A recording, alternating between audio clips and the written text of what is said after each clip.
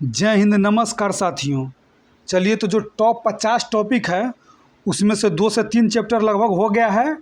उसके बाद देख लीजिए, यह चैप्टर हम लोग शुरू करने वाले। देख लीजिए कौन सा है, संविधान के कुछ महत्वपूर्ण अनुच्छेद।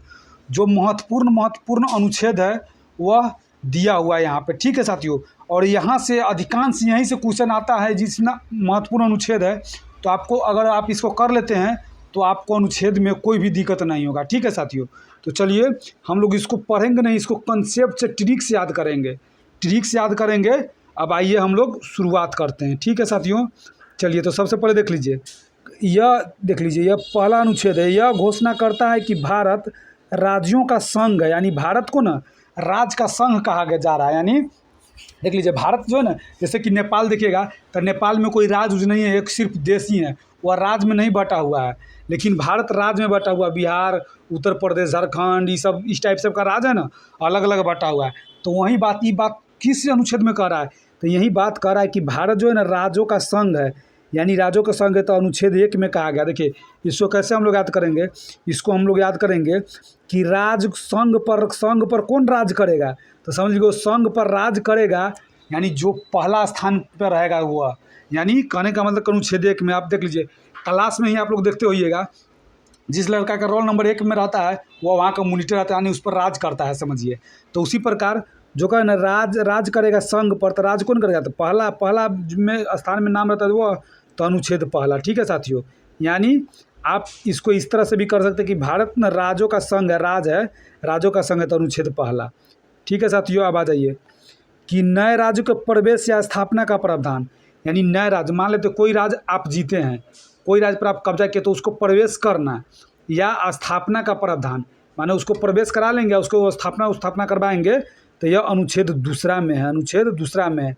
यानी वह दूसरा देश का था, यानी दूसरा कहीं के जगह का था, लेकिन हम उसको प्रवेश करा देंगे, यानी वह दूसरा था, माने दूसरा जगह के था, लेकिन हम नए राज्य को प्रवेश या स्थापना का प्रावधान किए, माने नए राज्य के प्रवेश, माने नए राज्य में प्रवेश करवाए हैं। यानी था वह दूसरा के, लेकिन करवा लिए हम लोग, था वह दूसरा का, लेकिन करवा लिए हम लोग, तो अनुच्छेद दूसरा। यानी नए राज्य के प्रवेश या स्थापना का प्रावधान, नए राज्य के प्रवेश या स्थापना का प्रावधान अनुच्छेद 2 में, ठीक है। अब आ जाइए साथियों, संसद कह रहा है, संसद विधि द्वारा नए राज्य बना सकती है और तथा पहले से अवस्थित राज्यों के क्षेत्र और सीमा एवं नामों में परिवर्तन कर सकती है। देख लीजिए, अब देख लीजिए, अपना राज्य में ही जो बड़ा राज्य है उसको तोड़ कर बनाया जाता है। यानी जो बड़ा राज्य था उसको तोड़ के बनाया जाता है। जैसे कि पश्चिम बंगाल बड़ा था तो उसमें से बिहार को तोड़ के बनाया गया, बिहार बड़ा था तो बिहार से तोड़ के उड़ीसा का बनाया गया, फिर बिहार से झारखंड को बनाया गया। यानी कोई बड़ा राज्य है ना, उसको तोड़ के बनाया जाता है। या कोई नाम, जैसे में कि देख लीजिए, जैसे में नाम चेंज किया था, जैसे देखिएगा कि बहुत जगह का नाम चेंज कर दिया जाता है, तो वह संसद के द्वारा ही किया जाता है। संसद यानी संसद विधि द्वारा ही नए राज्य बना सकते थे। उसको वह पहले से अवस्थित स्थान, माने राज्य क्षेत्र सब में ना होता है, उसमें ना परिवर्तन किया था। अनुच्छेद का मतलब कहेगा अनुच्छेद 3 के अनुसार।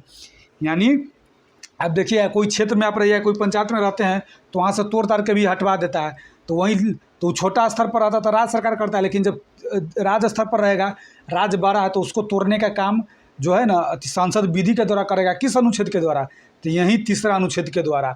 समझिए, कह देगा 1 2 3, जब 3 कहेगा राज्य को तोड़ कर हटा देना है। और उसके बाद आपको क्या कर देना है, उसके बाद नाम सब में भी चेंज होता है ना। जैसे देखिए, यूपी में योगी जी बहुत ज़्यादा नाम चेंज करने में रहते हैं, योगी सरकार।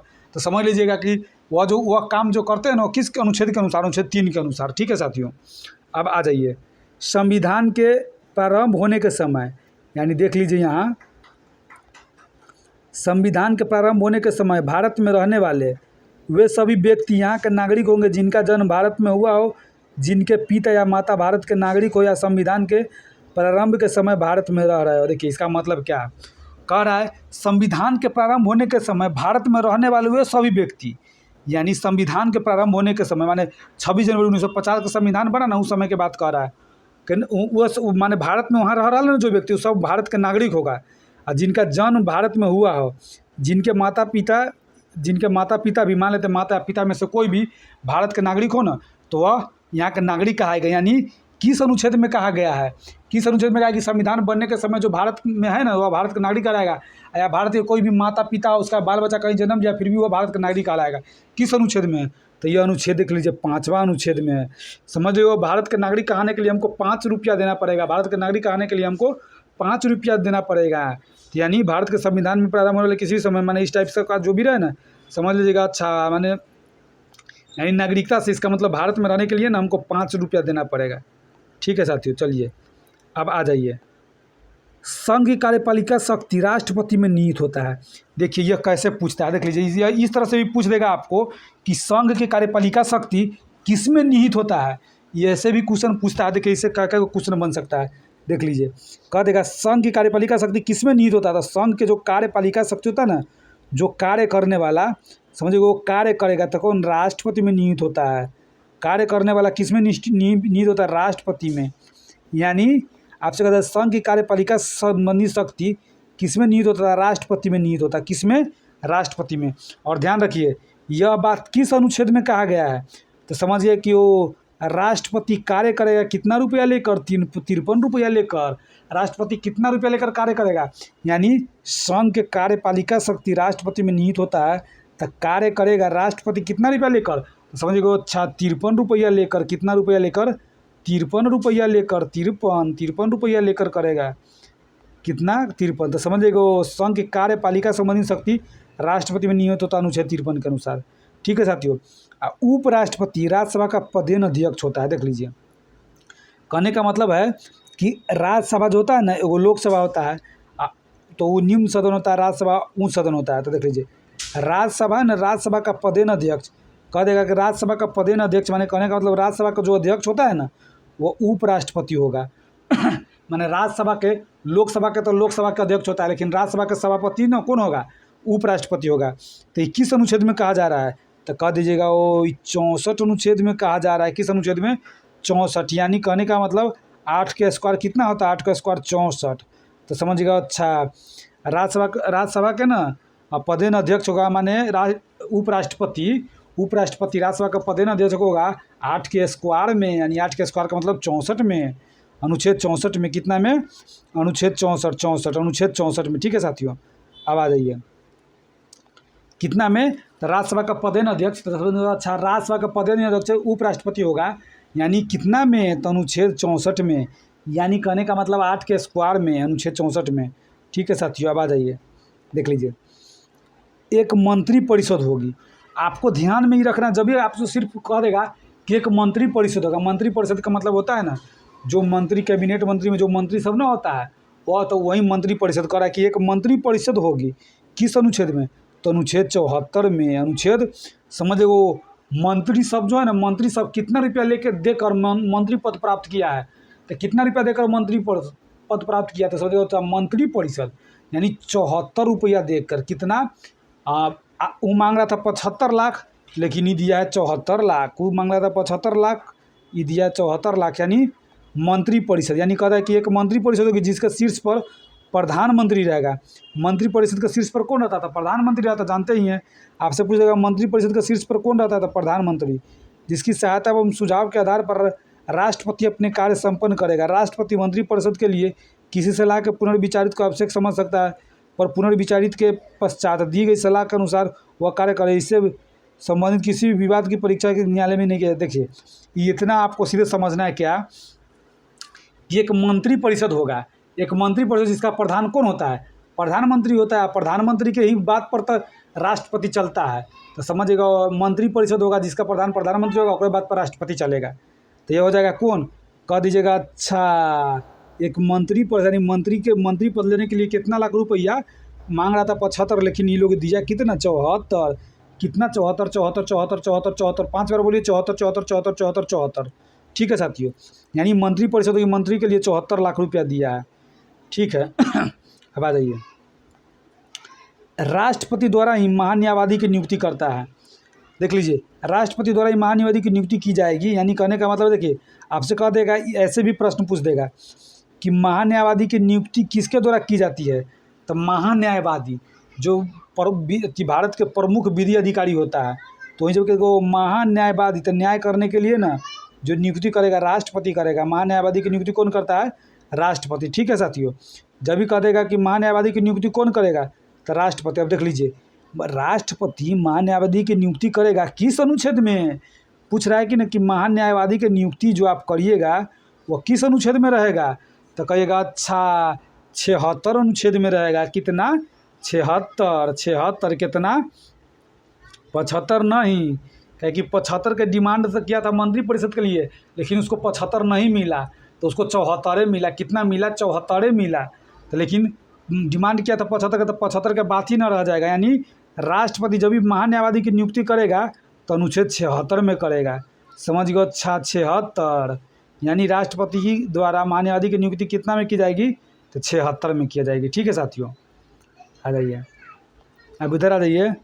प्रधानमंत्री का कर्तव्य होगा कि वह देश के प्रशासनिक एवं विधि मामले तथा मंत्रिपरिषद के निर्णय के संबंध में राष्ट्रपति को सूचना दे। यदि राष्ट्रपति इस प्रकार की सूचना प्राप्त करना आवश्यक समझे। देख लीजिए, सबसे पहले सिर्फ इतना आप समझिए कि प्रधानमंत्री का क्या कर्तव्य होगा कि वह कोई प्रशासनिक कोई भी मामला हो ना, उस प्रशासनिक मामला सबको ना जानकारी राष्ट्रपति के दे। अगर राष्ट्रपति चाहे कि हमको चाहिए तब, यानी कहने का मतलब देखिए, राष्ट्रपति जब कर अपने आप को कि हम 7 है तो देख लीजिए ओकरों से बढ़कर यहाँ एक कोई ना कोई 8 है। यानी कहने का मतलब राष्ट्रपति अपने आप को 7 समझ रहा है तो देख लीजिए ओकरों से बढ़कर कोई ना कोई 8 है। यानी कहने का मतलब कि जब ये 7 है तो ये बन रहा है यार राष्ट्रपति 8 है। क्यों? क्योंकि देखिए प्रधानमंत्री का क्या कर्तव्य होता है? प्रधानमंत्री अपने आप को करता है कि हम सबसे बड़ा है, लेकिन प्रधानमंत्री का क्या कर्तव्य होता है कि वह तो अपने आप को सत्ता है, तो प्रधानमंत्री का कर्तव्य होता है ना कि राष्ट्रपति को भी उसके बारे में जानकारी अगर राष्ट्रपति मांगना चाहे तो देना पड़ेगा उसको। यानी सत्ता में है 7 पर प्रधानमंत्री, तो सत्ता से भी बड़का होता है यहाँ 8। इस सत्ता में है ना करा कि कोई इस सत्ता में आ गया उस सत्ता में आ गया, तो जब सत्ता में प्रधानमंत्री आए ना तो 8 राष्ट्रपति भी रहेगा। यानी कहने का मतलब है कब? जब कहने का मतलब कि प्रधानमंत्री का कर्तव्य होगा कि वह देश के प्रशासनिक संबंधी कोई भी मामला ना राष्ट्रपति के दे, अगर राष्ट्रपति चाहे तो। यानी अनुच्छेद 78 हो जाएगा। ठीक है साथियों, अब आ जाइए संसद का गठन। जब भी कहेगा ना संसद का गठन किस अनुच्छेद में है तो देख लीजिए वही संसद जो होता है लोकसभा और राज्यसभा, यानी संसद का गठन समझिए कि अच्छा संसद का गठन 79 में, अनुच्छेद 79। यानी संसद के गठन करने के लिए आपको कितना रुपया देना पड़ेगा? तो 79 रुपया देना पड़ेगा संसद के गठन करने के लिए। तो 79 संसद के गठन करने के लिए 79, तो समझ लीजिएगा अच्छा संसद का गठन करना तो 79। ठीक है, यानी संसद का गठन करना है। किसका गठन करना है? तो संसद का तो 79 रुपया देना पड़ेगा, 79 रुपया। ठीक है, तो संसद का गठन अनुच्छेद 79 में हो जाएगा। राज्यसभा की संरचना कह रहा है तो अनुच्छेद 80 में। देखिए राज्यसभा की संरचना तो अनुच्छेद 80 में और लोकसभा की संरचना तो अनुच्छेद 81 में। देख लीजिए आपको ऐसे याद कर लेना है। देखिए 79 से शुरू करना है, 79 से शुरू करना है, 81 तक जाना है। जैसे कि देख लीजिए 79 से शुरू करना है और 81 तक जाना है आपको। देखिए संसद के अंतर्गत कौन आता है? राज्यसभा और लोकसभा दोनों आता है। संसद के अंतर्गत कौन आता है? राज्यसभा और लोकसभा दोनों आता है। तो देख लीजिए संसद कितना में है? तो संसद के गठन करने के लिए हम लोग कितना रुपया दिए थे? तो संसद के गठन करने के लिए हम लोग 79 रुपया दिए थे। संसद के गठन करने के कितना? 79 दिए थे ना। तो संसद का देख लीजिए राज्यसभा क्या होता है? उच्च सदन। राज्यसभा उच्च सदन, तो पहले राज्यसभा आएगा तब उसके बाद निम्न सदन होता है लोकसभा, तो पहले तब उसके बाद लोकसभा आएगा। तो देख लीजिए जब 79 में है राज्यसभा तो राज्यसभा का 2 सदन होता है, राज्यसभा और लोकसभा, माने संसद का 2 सदन होता है। संसद का 2 सदन होता है राज्यसभा और लोकसभा। ठीक है साथियों, देख लीजिए क्या आ जाता है बार बार। उसके बाद देख लीजिए तो सबसे बड़ा होता है राज्यसभा, उसके बाद छोटा होता है लोकसभा। तो जब 79 है संसद तो बड़का उसका बड़का बेटा कथी होगा? 80, और उसके बाद वाला होगा ना 81। यानी कहने का मतलब कि 79 में है संसद, तो जब 79 में संसद है तो संसद में राज्यसभा और लोकसभा आता है। तो 79 के बाद 80 आ जाएगा राज्यसभा, क्योंकि उच्च सदन होता है। उसके बाद होता है निम्न सदन 80, तो पहले का स्थान आएगा 80 और उसके बाद आ जाएगा 81। माने लोकसभा के संरचना हो गया 81, राज्यसभा के 80 और 79 में संसद आ जाएगा साथियों। चलिए अब आ जाइए, इसके अंतर्गत न राष्ट्रपति द्वारा संसद को संबोधित करने तथा संदेश भेजने का अधिकार। यानी इस किस अनुच्छेद के अंतर्गत कह देगा कि राष्ट्रपति द्वारा संसद को संबोधित करने, यानी संसद का मतलब कौन होता है? राज्यसभा और लोकसभा ने संसद को संबोधित करने का काम राष्ट्रपति करेगा। तो समझिएगा, अच्छा राष्ट्रपति करेगा ना, तो राष्ट्रपति का अधिकार नहीं रहता है, लेकिन राष्ट्रपति को करना पड़ेगा। तो राष्ट्रपति को कितना देना पड़ेगा? 86,000 रुपया देना पड़ेगा। समझ में आने कि 86 रुपया देना पड़ेगा। 86 कितना? 86 रुपया दे के राष्ट्रपति जो है ना संसद को संबोधित करेगा। यानी अपने रुपया देकर उस संसद को संबोधित करा, यानी 86 रुपया दे के संसद को संबोधित करेगा कौन? राष्ट्रपति। तो ध्यान में रखिएगा, राष्ट्रपति। देख लीजिए, संसद का गठन तो अनुच्छेद 79, राज्यसभा का तो 80, जबकि लोकसभा के 81। और देखिए राष्ट्रपति द्वारा संसद को संबोधित करेगा। अब देख लीजिए, संसद का गठन सब चीज़ हो गया है ना, तो संसद का गठन को तब राष्ट्रपति कहेगा ना कथी कि हम संसद को संबोधित करेंगे, तो कहेगा ठीक है सर संबोधित करिए, लेकिन 86 रुपया दीजिए ना, तब संबोधित करिएगा। तो यह 86 रुपया देंगे संबोधित करने से के लिए। ठीक है साथियों, अब आ जाइए राज्यसभा के सभापति एवं उपसभापति। जब भी कहते हैं ना राज्यसभा के सभापति और उपसभापति, तो देख लीजिए राज्यसभा में सिर्फ सभापति था, जो कि क्या कौन था? उपराष्ट्रपति। तो वो किस में था? तो वो 8 के स्क्वायर में था। कितना में था? 64 में था। लेकिन यहाँ का राज्यसभा है ना, तो इसमें सभापति और उपसभापति दोनों कह रहा है, यानी उपसभापति और सभापति दोनों कह रहा है। तो दोनों कह रहा है तो 8 और 9, माने 8 और 9 भी हो जाएगा, 8 भी हो जाएगा और 9 भी हो जाएगा। क्या क्या क्या हो जाएगा? 8 भी और 9 हो जाएगा। 7 और 8 में जाने 7 पर 8 चढ़ गया, यानी राष्ट्रपति को भी प्रधानमंत्री को भी राष्ट्रपति को बताना पड़ेगा। तो ये हो जाएगा, लेकिन 89 हो जाएगा। क्या 89 हो जाएगा आपको? यह जो कि यहाँ पे देख लीजिए कहाँ है, राज्यसभा। हाँ, राज्यसभा के सभापति एवं उपसभापति होंगे। होता है ना राज्यसभा के सभापति और उपसभापति। राज्यसभा के सभापति कौन है? जो करंट में हम करवा दिए हैं हाल ही में, CP राधाकृष्णन है। और उसके बाद उपसभापति जो ना हरिवंश राय था। ठीक है साथियों, अब आ जाइए। तो जब भी कहते हैं राज्यसभा के सभापति और उपसभापति, तो अनुच्छेद 89, यानी 8 और 9, माने पहले वो सभापति उसके बाद उपसभापति। ठीक, आ जाइए अब उसके बाद आ जाइए। यदि किसी विधेयक के संबंध में दोनों सदनों में गतिरोध उत्पन्न हो गया है, तो संयुक्त अधिवेशन का प्रावधान, यानी कह रहा है कि यदि किसी विधेयक के संबंध में दोनों सदनों में गतिरोध उत्पन्न हो गया है, तो संयुक्त अधिवेशन का प्रावधान।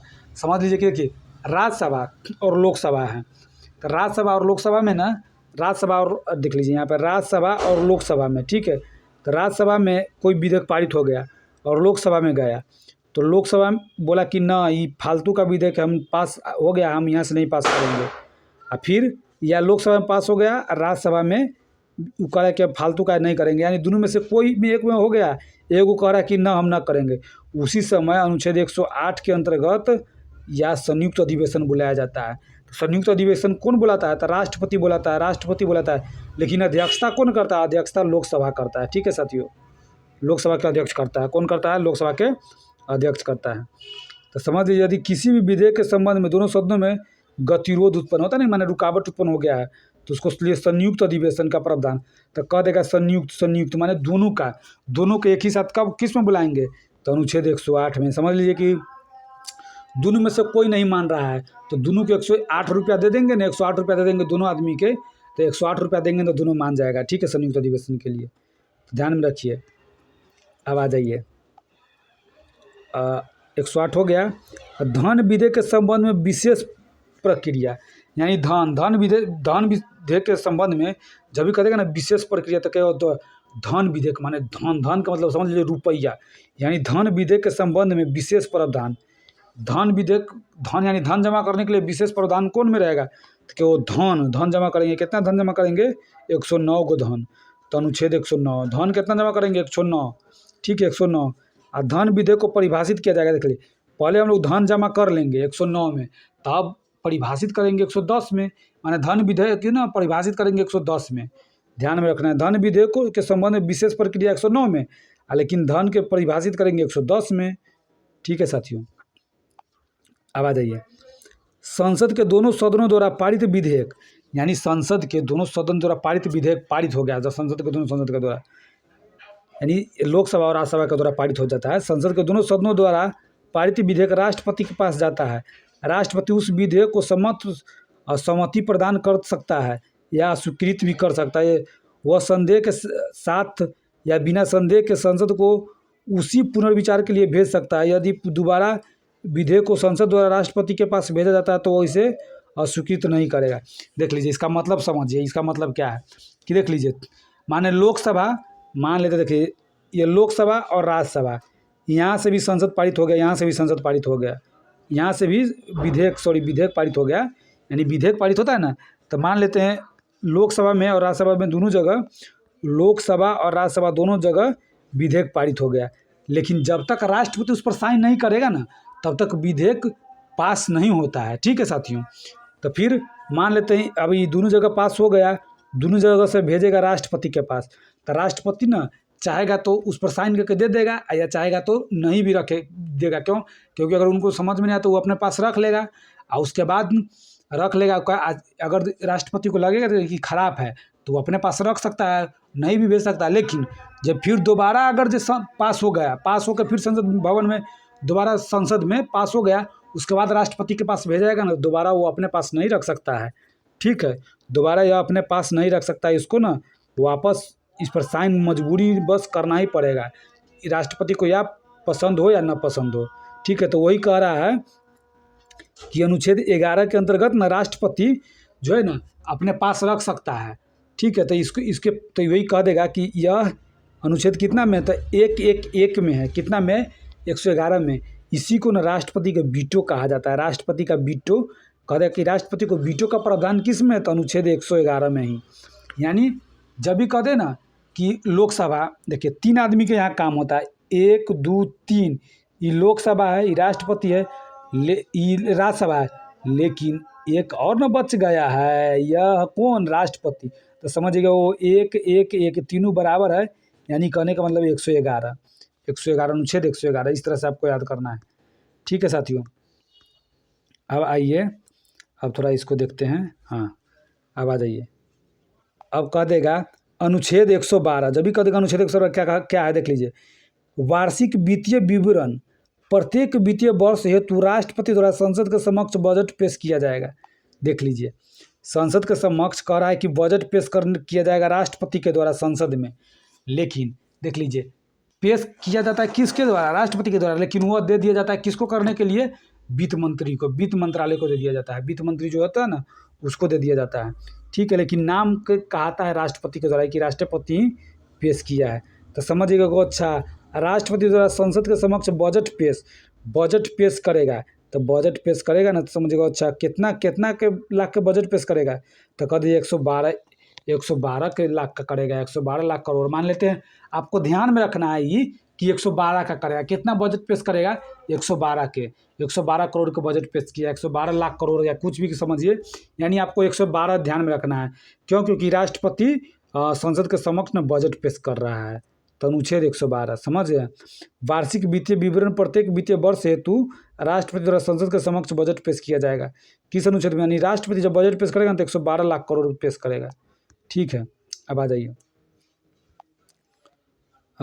जाइए, संसद के अवकाश, यानी अवकाश का मतलब होता है क्या, माने संसद भवन, माने ना सत्र नहीं चलने की स्थिति में, माने संसद के अवकाश, सत्र न चलने की स्थिति में राष्ट्रपति को अध्यादेश जारी करने का अधिकार है। यानी राष्ट्रपति है ना, संसद अगर जो नहीं चलेगा तो राष्ट्रपति को ना अध्यादेश जारी करने का अधिकार है। तो जब भी कह देगा अध्यादेश जारी करने का, देख लीजिए कह देगा किस अनुच्छेद में अध्यादेश जारी करने का अधिकार है, तो समझिए को अध्यादेश जारी कर रहा है। यानी जारी करने का मतलब होता है ना कि आपको क्या करने के लिए, माने 1 2 3, जब ये 1 2 3 हो जाएगा ना अध्यादेश जारी हो जाएगा। कहता है ना कि मान लेते तो रुको 3 सेकेंड गण रहे न तो अध्यादेश पारित हो जाएगा, तो ये कह देगा 1 2 3, यानी जब भी 1 2 3 पढ़ेगा तो अध्यादेश जारी हो जाएगा, अध्यादेश जारी हो जाएगा। यानी कहने का मतलब अनुच्छेद 123 में अध्यादेश जारी करेगा।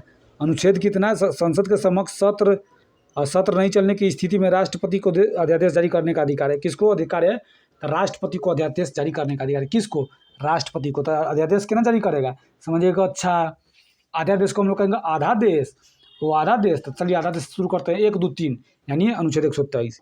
अब देखिए इसके अंतर्गत सर्वोच्च न्यायालय को गठन का वर्णन है, इसके अंतर्गत सर्वोच्च न्यायालय के गठन का वर्णन है। तो देखिए सर्वोच्च न्यायालय, जो कि हम लोग कहते हैं ना हम लोग कहते हैं ना सर्वोच्च न्यायालय यानी उच्च न्यायालय को हम लोग सर्वोच्च न्यायालय कहते हैं, यानी सुप्रीम कोर्ट कहते हैं।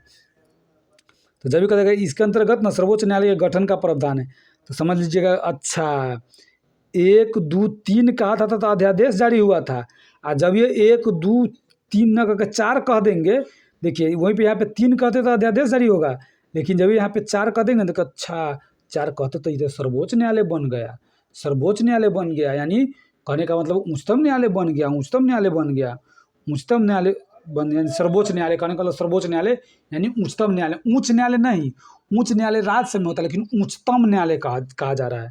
ठीक है साथियों, तो क्या करना देख लीजिए, इसको याद रखिए 1 2 3 है, इसको याद रखेंगे 1 2 4 1 2 4 3 न करके 4 कह देंगे ना तो उच्चतम न्यायालय बन जाएगा। ठीक है, तो उच्चतम न्यायालय के गठन का प्रावधान अब देख लीजिए।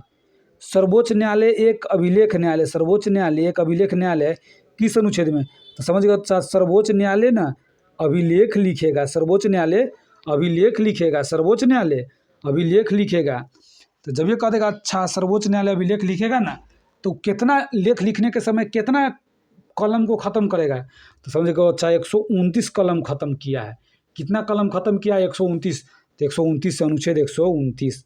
ठीक है साथियों, कैसे याद रखना है इसको, यानी सर्वोच्च न्यायालय एक अभिलेख न्यायालय, अरे अभिलेख तो अभिलेख तो लिखा है कौन, सर्वोच्च न्यायालय, तो 129 को कलम ख़त्म किया है यह, तो ये ऐसे याद रखना है 129। ठीक है साथियों, अब आ जाइए सर्वोच्च न्यायालय की आरंभिक अधिकारिता, यानी सभी जब भी कहेगा सर्वोच्च न्यायालय की आरंभिक अधिकारिता, तो समझिएगा वो सर्वोच्च न्यायालय की आरंभिक कह रहा है।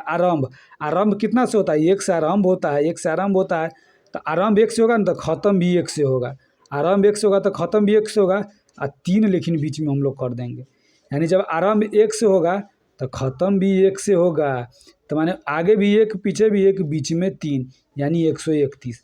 आरंभ करना है तो हम लोग को ऐसे याद रखना है, देख लीजिए इस तरह से याद रखिएगा ना, कुछ सोच के याद रखिएगा तब कंसेप्ट से याद रहेगा।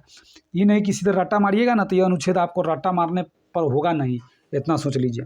ठीक है साथियों, तो आपको क्या याद रखना है कि अच्छा सर्वोच्च न्यायालय की आरंभिक अधिकारिता, माने इसका ना आरंभिक अधिकार माने आरंभ हो रहा है, तो आरंभ का मतलब सभी कह दीजिए कि अच्छा 1, आरंभ जब 1 से हुआ ना तो हम ख़त्म भी 1 से करेंगे, तो 1 और बीच में 2 न लिख के 3 रख दीजिएगा, क्योंकि 1 ही तो 2 हो ही गया है, तो 3 हमको करना है, तो माने 131। ठीक है साथियों, इस तरह से आपको आरंभ करना है 131 से। ठीक, अब आ जाइए नियंत्रक एवं महालेखा परीक्षक की नियुक्ति राष्ट्रपति द्वारा की जाएगी, यानी देख लीजिए नियंत्रक एवं महालेखा परीक्षक की नियुक्ति किसके द्वारा किया जाता है? राष्ट्रपति के द्वारा।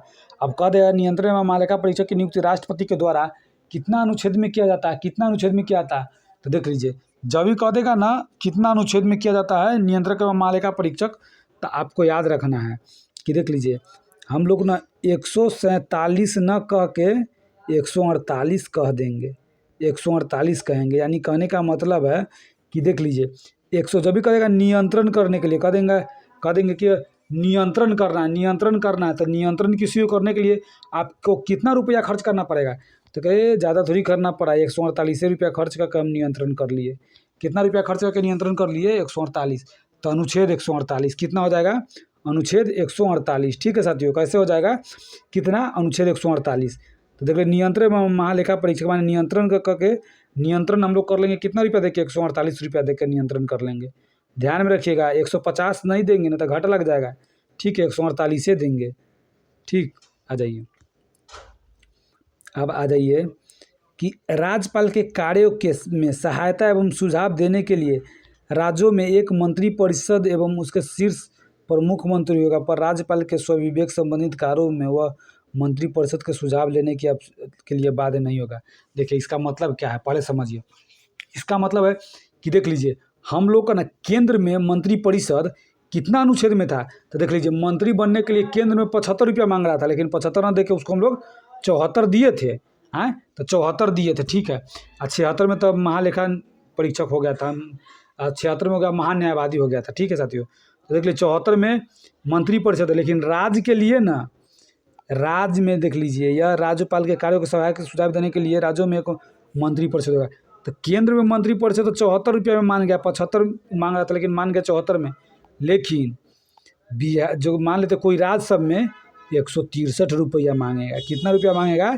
163 रुपया कह देगा ना कि राज्य में देख लीजिए केंद्र में तो हम लोग 75 मांग रहा था, 74 से मान गया, लेकिन राज्य में कितना 163 मांगेगा ना तो 163 देना पड़ेगा, राज्य में कम नहीं करना पड़ेगा।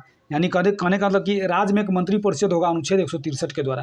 देख लीजिए, देखिए केंद्र में मांग रहा था कितना 75, लेकिन 75 न देके हम लोग 74 कर दिए थे मंत्रिपरिषद के लिए, ठीक है कर दिए थे। लेकिन राज्य सब बहुत हुतू होता है, वह 163 मांग लिया है ना तो 163 आपको देना पड़ेगा। तो समझ आए कि वो चार राज्य मंत्रिपरिषद के लिए 163 अनुच्छेद 163 दिए थे, तो अनुच्छेद 163। ठीक है साथियों, अब आ जाइए अनुच्छेद 69। जब भी कहते हैं ना अनुच्छेद 169, अनुच्छेद 169 माने राज्यों में विधान परिषद की रचना या उसकी समाप्ति विधानसभा द्वारा बहुमत से पारित प्रस्ताव तथा संसद द्वारा इसकी स्वीकृति से आरंभ होगी। देख लीजिए, पहले समझ लीजिए इस बात को क्या कह रहा है। कह रहा है कि कोई भी राज्य है, देख लीजिए राज्य में ना विधान परिषद, देख लीजिए राज्य में 2 सदन होता है। देखिए जैसे कैसे संसद होता है, तो संसद हो गया ना, संसद जब संसद हो जाएगा तो संसद के लिए कौन हो जाता है, एगो राज्यसभा हो जाता है, एगो लोकसभा हो जाता है ना। तो उसी प्रकार राज्य में भी विधानमंडल होता है। क्या होता है, विधानमंडल। तो विधानमंडल के 2 मान ले, तो इसे तो राज्यपाल के मिला 3 अंग हो जाएगा, लेकिन विधानमंडल को 2 भाग में बांटा जाता है। एगो विधान परिषद, देख लीजिए विधान परिषद देख लीजिए परिषद, एक हो जाता है विधान सभा हो जाएगा सभा, जो कि वही विधानसभा का चुनाव अभी होने वाला है। तो जब ये कहेगा ना विधान परिषद 6 गो राज्य में है। ठीक है साथियों, एक उत्तर प्रदेश बिहार में, एगो कर्नाटक में, एगो तेलंगाना में है, महाराष्ट्र में है। ठीक है, महाराष्ट्र में है, एगो आंध्र प्रदेश में है, यही है। ठीक है, इससे ज़्यादा नहीं है। तो वही विधान परिषद ना, तो किसी भी राज्य में अगर आपको विधान परिषद जो नहीं विधान परिषद की रचना करना है, तो सबसे पहले या उसकी समाप्ति करना, तो विधानसभा द्वारा बहुमत से पारित। अब मान लेते तो उस राज्य में जो विधानसभा ना वो पारित करेगा कथी कि न हम अकेले हैं, हमारे भाइयों के हमको लाइए, यानी उसका भाई को विधान परिषद को भी कह रहा है लाने के लिए, विधान परिषद आएगा तो फिर वो पूर्ण बहुमत से आप पारित करिएगा, वो जाएगा संसद में। फिर संसद सोचेगा कि हम इसको पारित करें कि नहीं करें, तो उसका मन होगा तो करेगा, नहीं मन होगा तो नहीं करेगा। तो यह बात कितना अनुच्छेद में कहा गया है, तो 169वें अनुच्छेद में कहा गया है। कितना अनुच्छेद में, 169 में। यह अनुच्छेद दिमाग में बैठा लीजिए, बार बार पूछा जाता है। यानी किसी भी राज्य में विधान परिषद के गठन करना है, तो विधान परिषद के गठन करने के लिए ना उसको क्या करना पड़ता है कि उस राज्य के विधानसभा है तो होता है ना, उससे ना बहुमत पारित करके सांसद को भेजना पड़ता है, संसद को। तो संसद उसको स्वीकृति कर देगा तो हो जाएगा, नहीं करेगा तो नहीं होगा। तो अनुच्छेद 169, यानी समझ लीजिए कि अच्छा इसमें भी कुछ घपला है, उसका मन होगा तो करेगा, नहीं तो नहीं करेगा।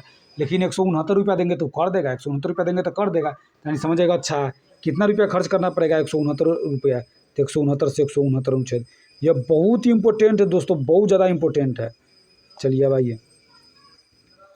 अब आ जाइए अनुच्छेद 200, राज्यों के विधायिका द्वारा पारित विधेयक राज्यपाल के समक्ष प्रस्तुत किया जाएगा। वो इस पर देख लीजिए, इसको भी हम आपको समझा देते हैं, ये इतना पढ़ने की कोई ज़रूरत नहीं। देख लीजिए, जिस प्रकार राष्ट्रपति को वीटो का प्रावधान था अनुच्छेद 111 में, यानी राष्ट्रपति को कोई अनुच्छेद आया, कोई माने विधेयक, उस पर वह साइन करेगा चाहे नहीं करेगा, लेकिन दोबारा लौटा देगा तो उसको करना ही पड़ेगा।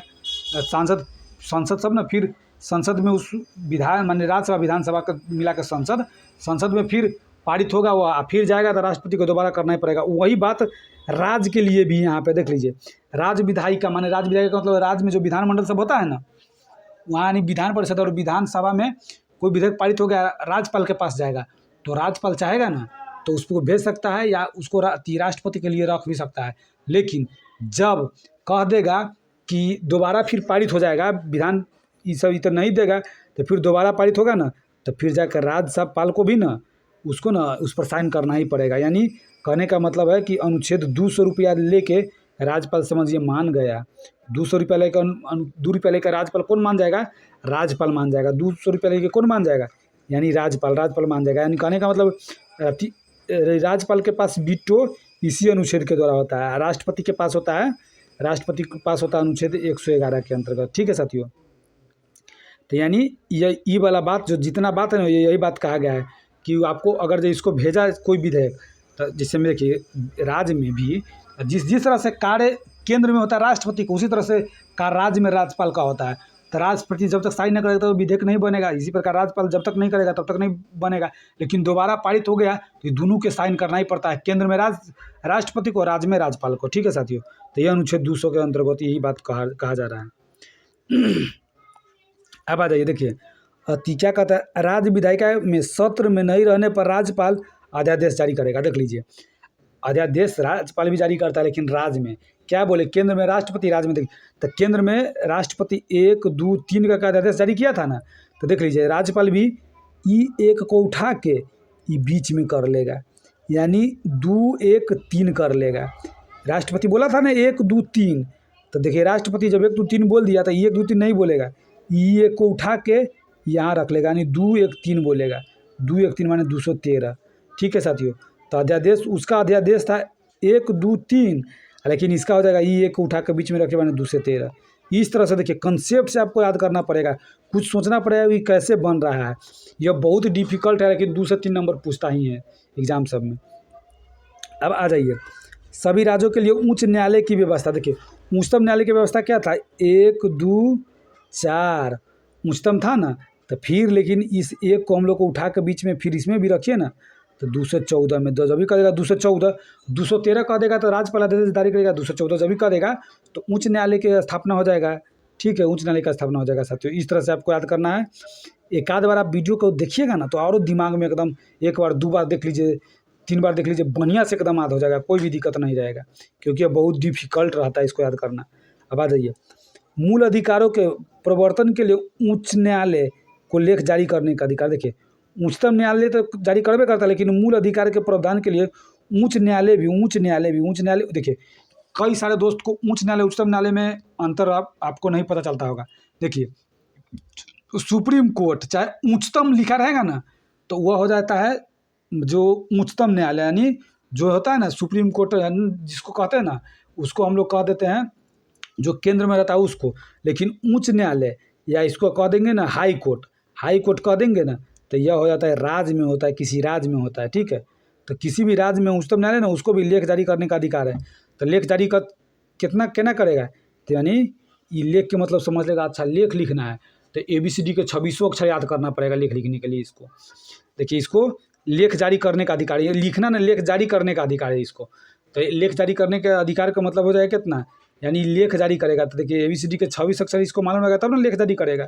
तो 26 यही 2 को फिर हम 2 कर देंगे, यानी 2 से 26 हो जाएगा। इसी 2 को फिर उठा के यही 2 नंबर रख देंगे, यानी कहने का मतलब है 26 था, लेकिन फिर हम लोग 2 के इधर उठा कर रखें ना तो 2 से 26 हो गया। ठीक है, अब आ जाइए, जिला न्यायाधीशों की नियुक्ति राज्यपाल द्वारा उच्च न्यायालय के परामर्श से की जाएगी। यानी देखिए कहने का मतलब क्या है कि जिला न्यायाधीशों की नियुक्ति, जिला न्यायाधीश जो होता है ना, जिला में न्यायाधीश सब होता है, तो जिला न्यायाधीशों की नियुक्ति राज्यपाल द्वारा उच्च न्यायालय के परामर्श पर की जाएगी। और देखिए न्यायालय का बात है तो न्यायालय के गठन तो न्यायालय के आदमी ही करेगा, लेकिन जिला न्यायालय का गठन कौन करेगा। लेकिन जिला न्यायालय के गठन का, वैसे तो जिला न्यायालय के गठन या उसका जो ना उस राज्य के हाई कोर्ट जो उच्च न्यायालय होता है वह करना चाहिए उसका गठन, लेकिन वो गठन तो वही करता है समझ लीजिए, लेकिन परामर्श किसको देता है, तो परामर्श देता है राज्यपाल को। और राज्यपाल को मजबूरी होता है कि उसको ना गठन करना ही पड़ेगा, उसका ना माने नियुक्ति करना ही पड़ेगा। तो समझिए जिला न्यायालय के न्यायाधीशों के परामर्श कौन करता था, परामर्श करता है उच्च न्यायालय, लेकिन नियुक्ति राज्यपाल को करना पड़ता है। ठीक है, आ जाइए, उच्च न्यायालय का नियंत्रण अधीनस्थ न्यायालयों पर रहेगा। यानी उच्च न्यायालय का मतलब होता है यही राज्य का उच्च न्यायालय का नियंत्रण अधीनस्थ का मतलब क्या हुआ कि जिला न्यायालय। अधीनस्थ यहाँ मतलब यहाँ लिख लीजिएगा जिला न्यायालय हो जाएगा। ठीक है साथियों, तो जानबे करते हैं कि उच्च न्यायालय ही जिला न्यायालय पर नियंत्रण करेगा, तो कितना, अनुच्छेद 235 के द्वारा। समझ लीजिएगा कि देख लीजिए जिला न्यायालय है ना, जिला न्यायालय उस पर नियंत्रण करेगा उच्च न्यायालय, यानी तो कितना अनुच्छेद के द्वारा, अनुच्छेद 235। यानी कहेगा कि देख तोरा पर हम नियंत्रण करते, तुमको हम देख रेख करते, तुमको 235 रुपया हमको हर एक बार देना पड़ेगा। तो समझिएगा, अच्छा उच्च न्यायालय को अधीनस्थ न्यायालय है ना रुपया देगा घूस में, यानी 235 कितना देगा, 235, तो अनुच्छेद 235। इस तरह से आपको याद रखना है। अब आ जाइए, केंद्र शासित प्रदेश का प्रशासन राष्ट्रपति द्वारा होगा। वह यदि उचित समझे तो वह बगल के किसी राज्य के राज्यपाल को इसके प्रशासन का दायित्व सौंप सकता है, यह एक प्रशासक की नियुक्ति कर सकता है। या देख लीजिए, सबसे पहले इतना ध्यान में रखिए इसमें, जिसमें केंद्र शासित प्रदेश का प्रशासन राष्ट्रपति द्वारा होगा। तो ऐसे भी आपको ध्यान रखिए, केंद्र शासित प्रदेश का प्रशासन ना किसके द्वारा होता है, तो कोई भी केंद्र शासित प्रदेश है, जैसे जम्मू कश्मीर हो गया, लद्दाख है, उस सब पर ना राष्ट्रपति ही वहाँ के मेन होता है। और राष्ट्रपति वहाँ का मेन होता है, तो वह तो उसको तो पूरा देश देखना पड़ता है, लेकिन राष्ट्रपति ना वहाँ को एक प्रशासक नियुक्त कर देता है, कोई वो अपना आदमी रख देता है कि हम वहाँ पे आदमी रख रहे हैं। तो यह अधिकार राष्ट्रपति को किस अनुच्छेद के अंतर्गत, तो समझ गया, यह अनुच्छेद 239 के अंतर्गत इसको अधिकार है। कितना? 239। 200 कितना कितना कितना कर देगा? अच्छा, 240 नहीं, 239 रुपया में, 239 रुपया में ना राष्ट्रपति केंद्र शासित प्रदेश का रक्षा करेगा। यानी केंद्र शासित प्रदेशों का प्रशासक राष्ट्रपति द्वारा होगा। यानी केंद्र शासित प्रदेश का रक्षा 239 रुपया में राष्ट्रपति करेगा। केंद्र शासित प्रदेश का रक्षा कितने रुपया में करेगा राष्ट्रपति? तो करिएगा 239 से 239 से 239 से। ठीक है साथियों, अब आ जाइए इसमें पंचायत एवं नगर पालिका के गठन, संरचना, आरक्षण, शक्ति, प्रावधान। यानी कहने का मतलब ये समझ लीजिए इसको, किसमें पंचायत एवं नगर पालिका, माने देखिए गांव में होता है, ग्रामीण क्षेत्र में क्या होता है? पंचायत। ग्रामीण क्षेत्र में क्या होता है? पंचायत। लेकिन शहरी क्षेत्र में क्या होता है? तो शहरी क्षेत्र में होता है, ग्रामीण क्षेत्र में पंचायत, शहरी क्षेत्र में नगर पालिका।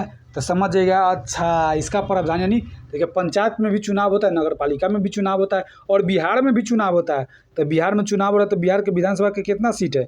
243 है ना, समझ गया। अच्छा, 243 में जितना सीट है ना, बिहार में विधानसभा में जितना सीट है 243, वही अनुच्छेद, उतने अनुच्छेद के द्वारा पंचायत और नगर पालिका का भी चुनाव होगा। पंचायत और नगर पालिका का चुनाव होगा, पंचायत और नगर पालिका का भी चुनाव होगा वही अनुच्छेद के द्वारा।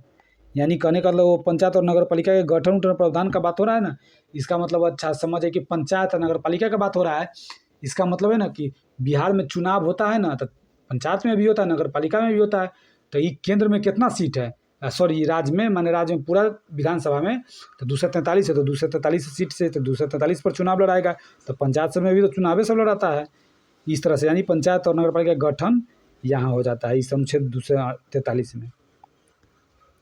ठीक है साथियों, अब आ जाइए, सांसद संपूर्ण देश या उसके किसी हिस्से के लिए तथा राज्य विधान पालिका अपने राज्य या उसके किसी हिस्से के लिए कानून बनाएगा। देख लीजिए, कहने का मतलब क्या कह रहा है कि देखिए जो संसद है ना, संसद का मतलब होता है लोकसभा, राज्यसभा जानबे करते हैं, और उसमें राष्ट्रपति भी आ जाता है। तो देख लीजिए, कहा जा रहा है कि संसद ना अपना देश के किसी भी हिस्से के लिए, फिक्स बात है, अरे संसद चलाता है ना पूरा देश को, तो देश के अपना हिस्सा है, तो उसके किसी भी राज्य के लिए संसद बना सकता है कानून, या राज्य के भी, राज्य है ना, राज्य सरकार है, तो राज्य भी अपना राज्य में किसी भी जगह के लिए कानून बना सकता है। यह अनुच्छेद कितने में कह रहा है?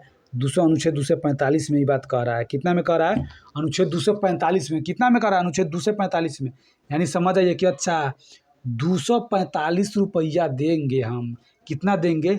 245। कितना? 245। 245 किसको देंगे?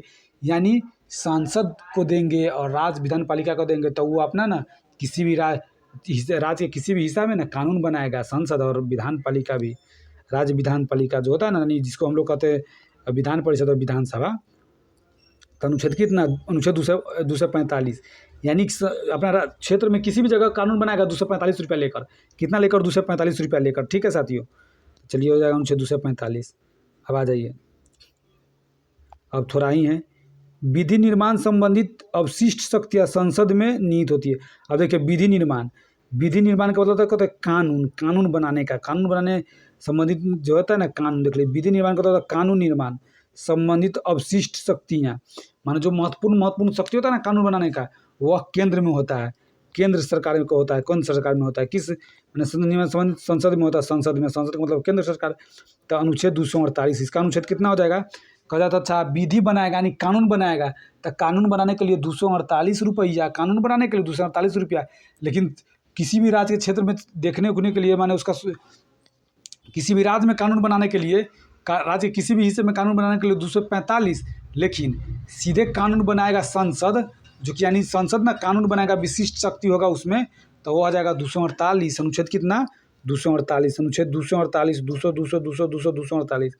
विधि निर्माण संबंधित अवशिष्ट शक्तियाँ संसद में निहित होगी, अनुच्छेद 248 में कहा गया है। ठीक है साथियों, अब आ जाइए, राज्यसभा विशेष बहुमत द्वारा राज्य सूची के किसी भी विषय पर लोकसभा को 1 वर्ष के लिए कानून बनाने के लिए अधिकृत कर सकती है यदि वो इसे राष्ट्र हित में आवश्यक समझे। देख लीजिए, यह बहुत ही इंपॉर्टेंट है। देखिए, कह रहा है कि राज्यसभा विशेष बहुमत द्वारा, राज्यसभा को विशेष बहुमत होगा ना, तो राज्यसभा विशेष बहुमत द्वारा राज्य सूची के किसी भी विषय पर, देख लीजिए, सबसे पहले राज्य सूची पर कानून कौन बनाता है? वहाँ का राज्य बनाता है, और वहाँ के राज्य बनाता है राज्य सूची पर। मान राज्य सूची का मतलब होता है उस राज्य के, किसी भी राज्य के, तो राज्य बनाएगा। लेकिन अगर राज्यसभा र से राज्यसभा एक विशेष बहुमत पारित करेगा और कहे कि ना इस पर कि लोकसभा भी कानून बना सकता है, तो राज्यसभा को विशेष बहुमत से पारित करके लोकसभा को देना पड़ेगा।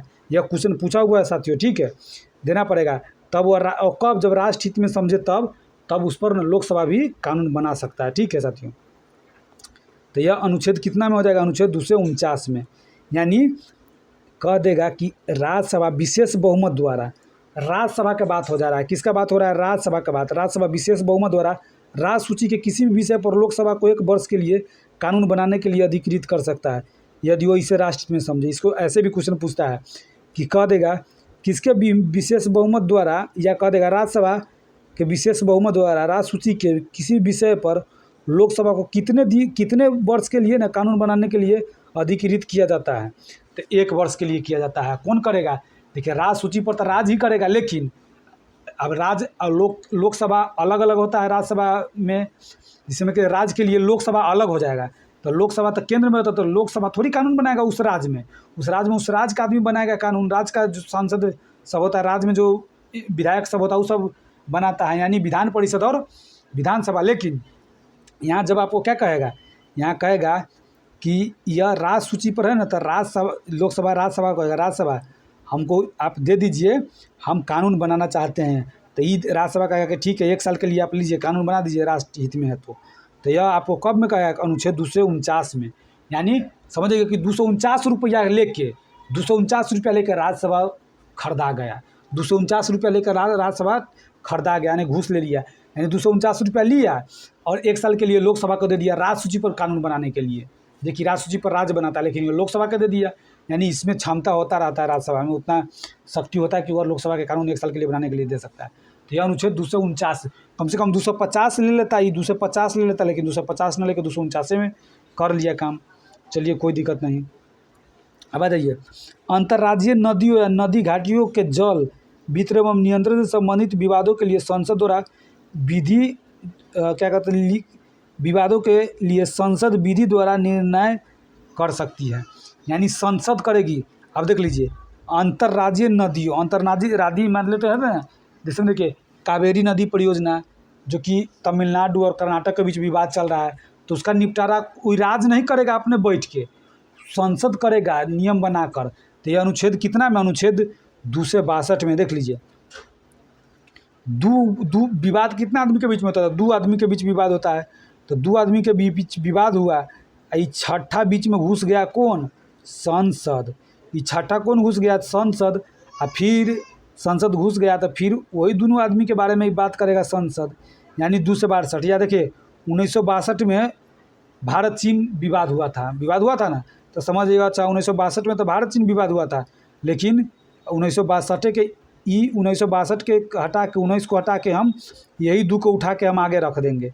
यानी कहने का मतलब 262 हम लोग कर लेंगे। कितना कर लेंगे? 262। यानी समझ लीजिए कि अंतर्राज्यीय नदी या घाटियों के जल के विवरण एवं नियंत्रण से संबंधित विवादों के लिए संसद विधि द्वारा निर्णय कर सकती है। माने संसद जो ना कानून के द्वारा निर्णय कर सकते हैं, संसद कानून बना के निर्णय करेगा। तो संसद निर्णय करता अनुच्छेद 262 में। माने 2 आदमी के बीच हुआ, छठा संसद है, फिर जाकर 2 आदमी के बीच हो गया। ठीक है। चलिए साथियों, अब लास्ट हो गया, लास्ट दिखाते हैं। तो ये अनुच्छेद 262 हो गया। अब लास्ट क्वेश्चन है कि केंद्र राज्य संबंधों में विवाद का समाधान करने एवं परस्पर सहयोग के क्षेत्रों के विकास के उद्देश्य से राष्ट्रपति एक अंतर्राज्यीय परिषद की स्थापना करेगा। देख लीजिए, केंद्र एवं राज्य संबंधों में विवादों का, अब मान लेते केंद्र में राज्य में विवाद होता रहता है कि नहीं? केंद्र में और राज्य में विवाद होता रहता है। जैसे पश्चिम बंगाल के देख लीजिए, पश्चिम बंगाल से केंद्र में विवाद होता रहता है।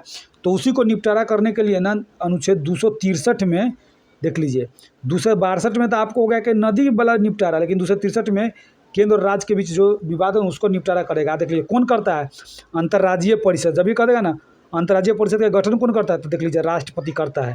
इस तरह से भी क्वेश्चन पूछ देता है। तो आपको समझिए कि अंतर्राज्यीय परिषद का गठन कौन करेगा, राष्ट्रपति करेगा। अनुच्छेद 262 न, क्या कि 262 में नदी है तो 263 में करेगा, अनुच्छेद 263 में करेगा। ठीक है साथियों, तो आप इस तरह से इसको याद कर लीजिए। यह बहुत डिफिकल्ट है, इसको एक आध बार क्वेश्चन देखिएगा ना तब उसके बाद आपको याद हो जाता है। वैसे हम लोग तो याद किए हुए हैं बढ़िया से, तो उतना दिक्कत नहीं होता। थोड़ा एक बार 2 बार वीडियो देख लीजिएगा तो कोई भी दिक्कत नहीं होगा। ठीक है साथियों, तो चलिए आज इतना। फिर अगला जो थोड़ा बचा हुआ है इसका आधा आज करा दिए हैं, क्योंकि ये बहुत लंबा चैप्टर है, तो इसको आधा आज करा दिए, आधा कल इसको ना हम करवा देंगे बढ़िया से। ठीक है साथियों, तो चलिए आज इतना ही, फिर मिलते हैं अगले वीडियो में। जय हिंद साथियों।